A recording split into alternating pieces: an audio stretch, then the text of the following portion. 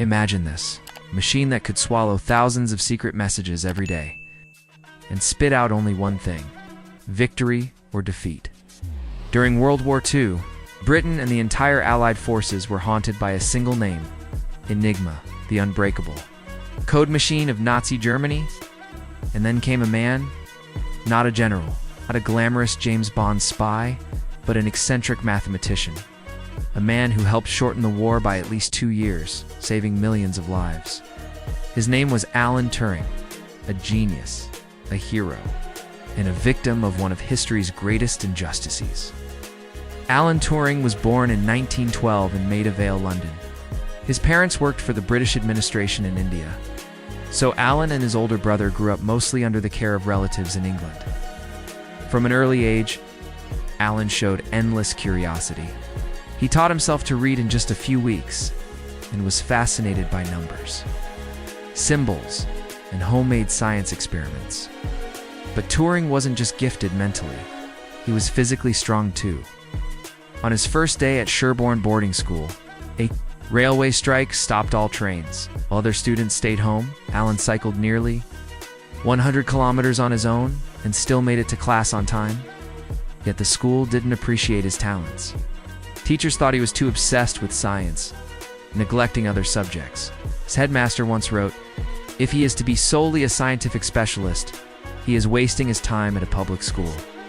In 1928, Alan met Christopher Morcom, a brilliant student with a love for science. They became inseparable, exchanging complex physics and math problems, passing notes during class.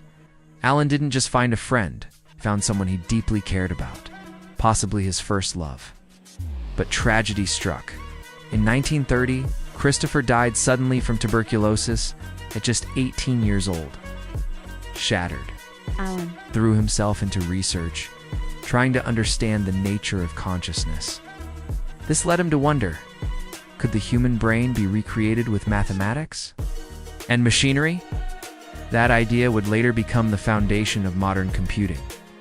Alan Turing's academic brilliance was undeniable. At King's College, Cambridge, he immersed himself in the world of pure mathematics, exploring the deepest questions about numbers, patterns, and logic. His work was so groundbreaking that, in 1935, at only 23 years old, he was elected as a Fellow of the College, one of the youngest in its history. This wasn't just a title, it was recognition that his mind operated on a level few could even comprehend. But Turing wasn't done. Eager to push the boundaries of his knowledge, he crossed the Atlantic to Princeton University in the United States, a hub for some of the greatest scientific minds of the era. There, he dove into number theory, mathematical logic, and cryptography. Fields that seemed purely theoretical at the time would soon become weapons in the most dangerous war humanity had ever faced. At Princeton, Turing was surrounded by brilliant scholars, yet his quiet intensity and unconventional way of thinking set him apart.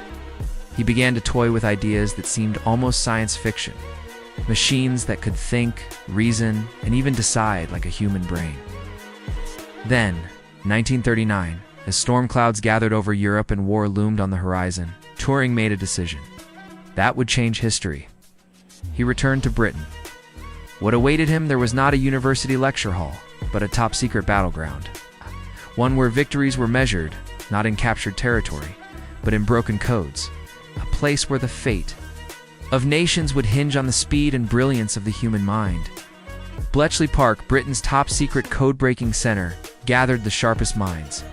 Professors, mathematicians, chess champions, linguists. Their enemy, Enigma, the Nazi cipher machine, which changed its settings daily. The number of possible combinations? 150 million, practically impossible to crack. Turing quickly stood out, though with eccentric habits, cycling to work wearing a gas mask to avoid pollen, counting pedal rotations to know when his bike chain would fall off, chaining his mug to a radiator so no one could steal it. But behind the quirks was pure brilliance. Turing improved on Polish cryptographers' ideas, developing the bomb, a massive machine that could scan through millions of code possibilities to find the correct one. His team, Hut 8, broke the U-boat codes, giving the Allies the positions of German submarines. This allowed Allied ships to avoid deadly ambushes at sea. At its peak, Bletchley Park was decoding 84,000 messages each month, shaping key operations like D-Day. Prime Minister Winston Churchill once said, "The U-boat peril is the only thing that really frightened me during the war." When the war ended, Turing was awarded the Order of the British Empire by the King, but his achievements remained top secret at the time. Homosexuality was still a crime in Britain. In 1952, Turing was arrested for gross indecency after admitting to a relationship with another man. Faced with a choice, go to prison or undergo hormone therapy, forced injections of estrogen to suppress his sexuality. Turing chose the latter, enduring devastating side effects, weight gain, mood swings, and depression. He was stripped of his security clearance, banned from government work, and kept under surveillance. On the morning of June 8, 1954, Alan Turing's housekeeper arrived at his modest home in Wilmslow, Cheshire. The quiet was unsettling. When she entered his bedroom, she was met with a scene that would forever fuel speculation. Turing lay lifeless. In his bed, a half-eaten apple resting on the nightstand. The official inquest concluded that he had died from cyanide poisoning and labeled it a suicide.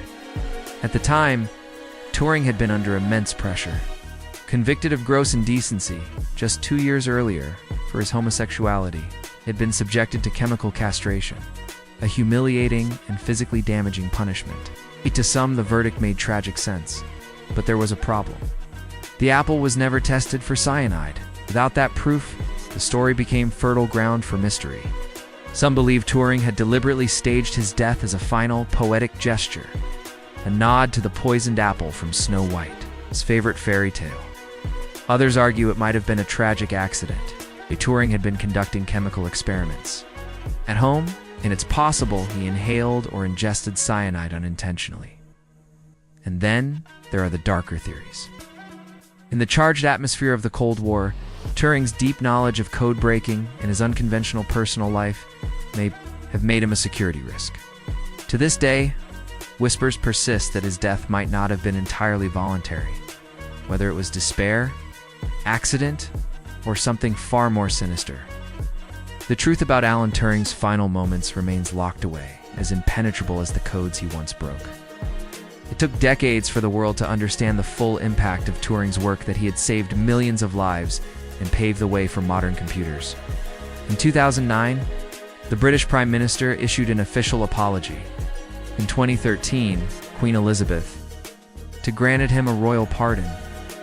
In 2019, Bank of England announced that Turing's face would appear on the £50 note, alongside his haunting quote, "This is only a foretaste of what is to come, and only the shadow of what is going to be." Alan Turing, a mind that changed the world, a hero of freedom, yet destroyed by prejudice.